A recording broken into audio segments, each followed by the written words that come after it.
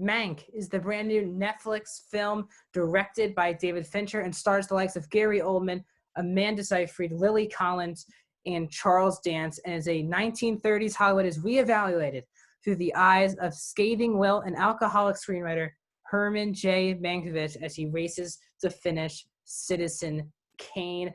Mank is 2 hours and 11 minutes long and is rated R. Welcome, guys, back to a brand new Netflix review here on Max Talks Movies. I'm Max Dinner. But before we get into this non-spoiler review of the highly anticipated Mank, please hit that like button. That's the best way to support this channel. If you want to support me the best way, that is how you do it. Comment also down below. It's also a great way to support this channel. Please, let's have a conversation about Mank. If you have not seen this movie yet, tell me how anticipated are you about seeing this movie.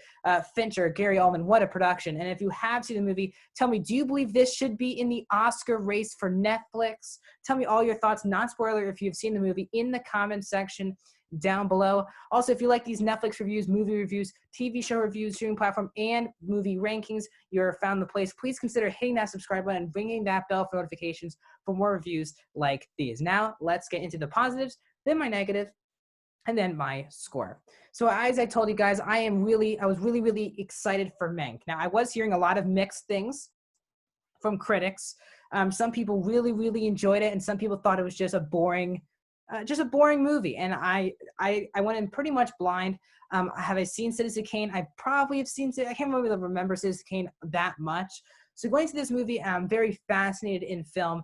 This felt like right up my alley. Obviously, Gary Oldman always delivers in these type of movies an Oscar level performance, coming off of his Oscar award winning performance in Darkest Hour as Churchill. So I was already ready for him to deliver that type of performance. I also think Amanda Seyfried is criminally underrated in Hollywood at the moment. She doesn't really get the due that she deserves. She's a really good actress, and this movie I thought was a great opportunity in a pretty much an Oscar-baity movie for her to shine. Also, Lily Collins, Tom Pelphrey, who I believe was snubbed an Emmy nom from Ozark, is also in here as Oldman's brother.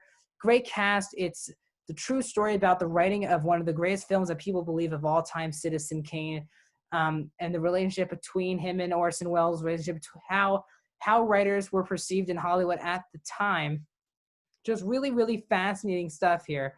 And this, let's get into it. So obviously, guys, the cast and the look of this movie for me are easily the two main positives. First of all, it is all in black and white. The entire movie is like you're watching a 1940s film. The way they cut to transition out of scenes, it's all black and white. It feels like you're in the times completely. It's one of my favorite looking movies in a really long time, just because it gets its setting instantly. Once you get that opening intro to the movie, you know exactly what movie you're in, and you're either in on that or you're going to be out on that. And I was completely in. I love cinematography. I love that type of direction. And I think that Fincher does a really great job doing that part of directing. He directs a really good movie, and he does a really good job with it. Now, is this top tier Fincher?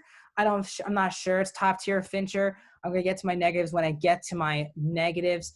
But it's funny. Fincher obviously is one of the most sought out directors out there. He's done, Gone Girl, Social Network, Zodiac, Curious Case, Benjamin 7. There's so many great movies in there.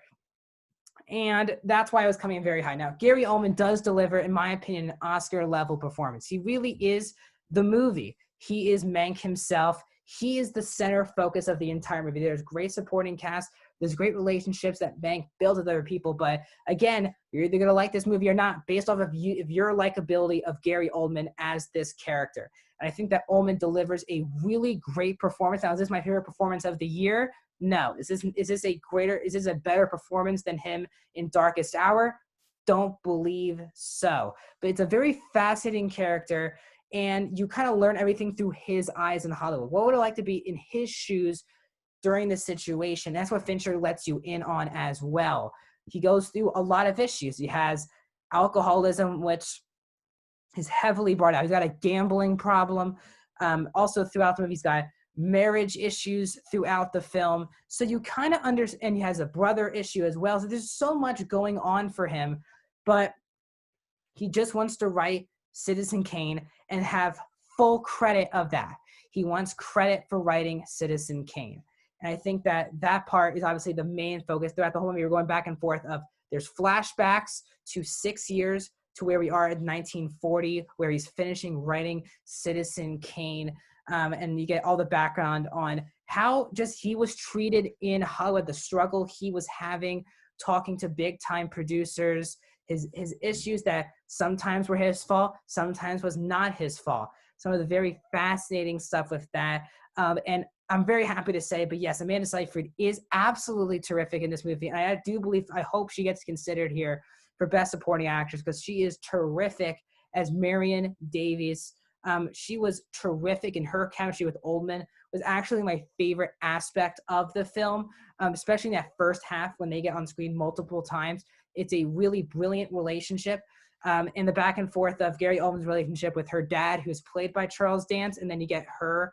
And just they both need approval from each other throughout the film. And I think it's really brilliant. Seyfried is probably her strongest performance we've seen of hers, and that's a lot saying for me, who really enjoys her in film. So I think this is a great role for her, and I hope a lot of people understand. Also, Lily Collins comes here and does build one of the most fascinating relationships, one of the most fascinating characters of the entire film is her relationship with Oldman that we get to see throughout the film. I really just have seen her. I saw her in that Ted Bundy Netflix film with Zac Efron last year, where basically it was from her perspective. That's the only thing I've seen of her. So I want to see more of her. And she was actually really great in this movie. And her and Ullman's relationship, their friendship is really honest, very real. And Ullman does really care about her throughout the film. And they have one of the most satisfying conclusions in the entire film. And I was happy they ended the film in this way because both characters needed that ending. So I was really, really satisfied with that. As I said, it's a great looking movie, so well acted, award level performances, especially from the main three, Ullman, Seyfried, and Collins. Not sure who would win out of Seyfried and Collins. I would probably say Seyfried, but still a great performances across the board. Now, again, the story is riveting at times. And that's where I want to get to my negatives. I mean, there's some positive will be thrown in there, but really my negatives here, in that the story for me wasn't as fascinating as I thought it would be. At times, there's a lot of there's an election going on in 1934, and they're talking about that throughout the film. And sometimes when I'm hearing about the election, I kind of just want to move on and go back to Citizens Kane and the stuff there. But there's a little too many characters they try to give meaningful plot to, in my opinion, as well. Mank has his relationship with the director named Shelley, who's played by Jamie McShane. That wasn't really, I didn't feel anything for what happened to that character during the movie. I wanted to feel a lot more, but he kind of popped on screen one time, and then next scene, something bad's happening to him, and you're like, I don't really care, which was a big disappointment for me. Also, the relationship between Ullman and his brother Pelfrey, who, again, I love Pelfrey, felt very forced into the movie. Didn't feel as necessary to the overall plot of the movie as well. And then they try to add in Orson Welles, who this movie is played by Tom Burke, into the movie, in and out. And I wanted to see a lot more of the two of them on screen together. We kind of get 2 or maybe even 3 phone calls throughout the film. And that's about it between Welles and Mankiewicz, and I would have rather seen a lot more of their dynamic on screen, because that's where the main plot is. Who's taking credit for writing Citizen Kane? Is it both of them? Is it just Mank? All of that breakdown. It's a really fascinating story that didn't get enough screen time.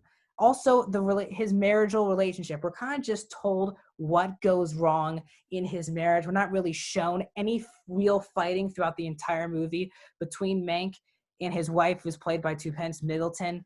They had a great romance, and I really enjoyed their marriage when they were on screen. But sometimes for a good 20, 30-minute span, they're not on screen together, and you kind of lose that as well. But sometimes the story is a bit wonky because you keep going back and forth between the past and the present. And sometimes the stuff in the past you're really fascinated and then it cuts back to the present, or sometimes the present and that gets cut to go back to the past. Sometimes the movie kind of goes back and forth a little bit too much, at a point where you can't just sit with a scene. You have to just like that move on to the next part of his story. And sometimes that part does feel a bit rushed. Now it is 2 hours and 10 minutes, and I was still I wasn't entertained, but I was definitely intrigued by Mank, the character. I wouldn't say the story of writing Citizen Kane is the most fascinating part of the movie. Mank's the person is, in my opinion, the most fascinating part of this movie. So guys, I'm going to give Mank on Netflix a 3.5 out of 5, a 75% for me. It's a really solid movie, but it does not crack my top 10 for the year.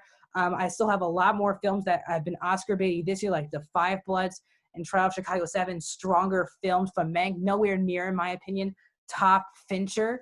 But it's a really good movie that I believe should be seen, especially by film lovers like me, who really enjoy this part of film. If you like classic movies as well, I would definitely check it out. If you have seen Citizen Kane, check this one out as well. There's so many great parts, but if you're just a casual fan, I could see casual fans really not liking this movie. Do you even care about him? That's why I want to let you guys know in the comment section your thoughts of this movie. Did you like it? Did you hate it? Are you with me? Is it a solid movie? Or are you like a lot of some other critics who really don't like this movie? You got to let me know in the comment section down below. Please like, share, subscribe. This is my 4th review of the day. I've already done Euphoria. I've done God, Mothered, and Mandalorian all today. And this weekend, I'll be doing Big Mouth to wrap up this 5 review in a couple of days. So really busy week here for Mank Talk Movies. So thank you. Ring that bell to be notified of many more reviews.